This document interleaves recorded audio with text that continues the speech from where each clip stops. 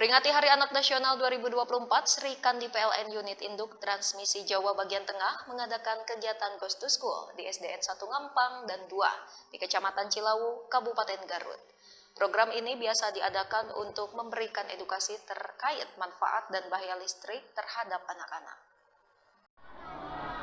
Sri Kandi PLN Unit Induk Transmisi Jawa Bagian Tengah mengadakan kegiatan Ghost to School di SDN Ngampang 1 dan 2 di Kecamatan Cilawu, Kabupaten Garut, Selasa 30 Juli 2024. Kegiatan yang diadakan dalam rangka Hari Anak Nasional ini diisi berbagai kegiatan, seperti memberikan edukasi terkait manfaat dan bahaya listrik, memberikan souvenir kepada siswa dan bantuan alat olahraga seperti bola voli, bola sepak, net voli, dan papan catur kepada 2 sekolah tersebut.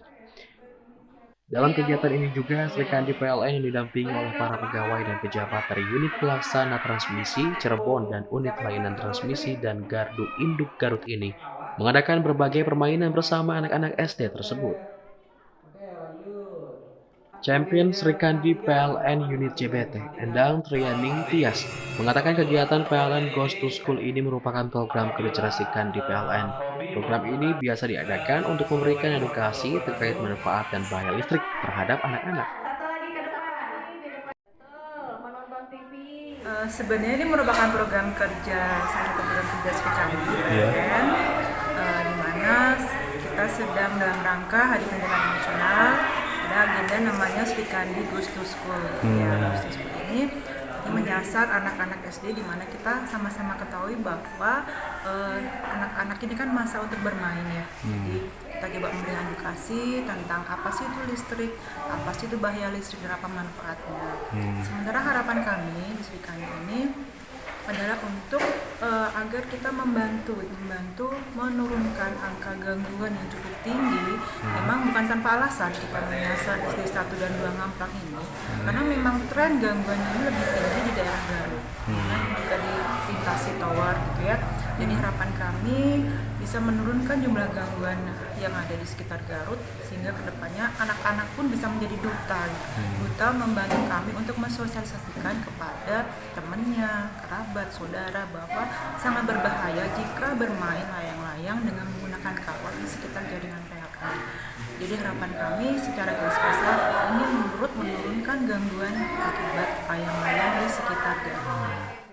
Hal senada disampaikan Ahmad Azhari Kemal, Senior Manajer Pemeliharaan PLN Unit JBT.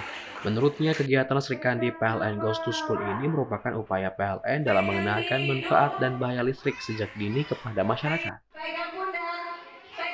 Kegiatan edukasi yang diadakan di sekolah ini juga sebagai upaya menekan gangguan jaringan listrik yang diakibatkan permainan layangan menggunakan kawat. Jadi ini adalah salah satu upaya kami dari PLN ya, untuk mengenalkan secara dini manfaat dan bahaya listrik kepada masyarakat, terutama ke siswa-siswa sekolah ya. Dan kenapa kami memilih sekolah kelas 1 dan 2 ini, memang karena daerah Garut ini merupakan salah satu daerah yang aktivitas permainan lainnya cukup banyak. Dan kebetulan di belakang sekolah ini dilalui saluran udara dengan tinggi PLN, yang mana aktivitas layang-layang yang dilakukan oleh masyarakat beberapa kali mengakibatkan jadinya gangguan di saluran udara dengan tinggi tersebut yang berdampak ke pemadaman listrik ke masyarakat. Jadi dengan sosialisasi ke siswa-siswa sekolah ini diharapkan mereka jadi paham ya, bahwa kalau bermain layang-layang agar menghindari bermain layang-layang dekat jaringan saluran udara dengan tinggi PLN ya, serta menghindari penggunaan benang kawat yang bisa mengakibatkan terjadinya hubung singkat di jaringan PLN. Manajer PLN Unit Pelaksana Transmisi Cirebon Yaya Supriman mengatakan, gangguan listrik akibat para pemain layang-layang yang menggunakan bahan konduktif seperti benang kawat dan aluminium coil untuk wilayah Garut saat ini memang sudah mengalami penurunan yang cukup signifikan dibandingkan tahun-tahun sebelumnya. Meski begitu, lanjut diedukasi terhadap bahaya permainan layangan menggunakan tali berbahan konduktif di sekitar SUTT dan SUTET ini terus dilakukan kepada masyarakat karena gangguan saluran listrik dari layangan masih kerap terjadi. Untuk kondisi saat ini, gangguan jaringan listrik kami oleh akibat para pemain layang-layang yang menggunakan bahan-bahan konduktif seperti benang kawat dan aluminium foil. Untuk wilayah Garut ini memang kondisi saat ini sudah agak menurun dibandingkan dengan tahun-tahun berikutnya, tahun-tahun sebelumnya. Tetapi itu masih ada.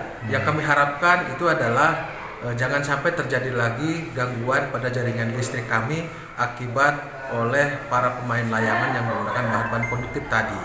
Sehingga kami terus berupaya untuk melakukan edukasi dan sosialisasi kepada masyarakat karena kewajiban kami itu adalah untuk meningkatkan pelayanan kepada pelanggan kami. Di samping itu kami juga punya kewajiban untuk menjaga keselamatan masyarakat umum karena di samping bisa menimbulkan gangguan juga bisa menimbulkan bahaya terhadap manusia. Itu aja. Ia menambahkan, edukasi dan sosialisasi terkait bahaya bermain layangan menggunakan tali kawat ini akan terus dilakukan, karena di samping mempunyai kewajiban untuk meningkatkan pelayanan terhadap pelanggan, juga punya kewajiban untuk menjaga keselamatan masyarakat umum. Tim Liputan Radar TV melaporkan.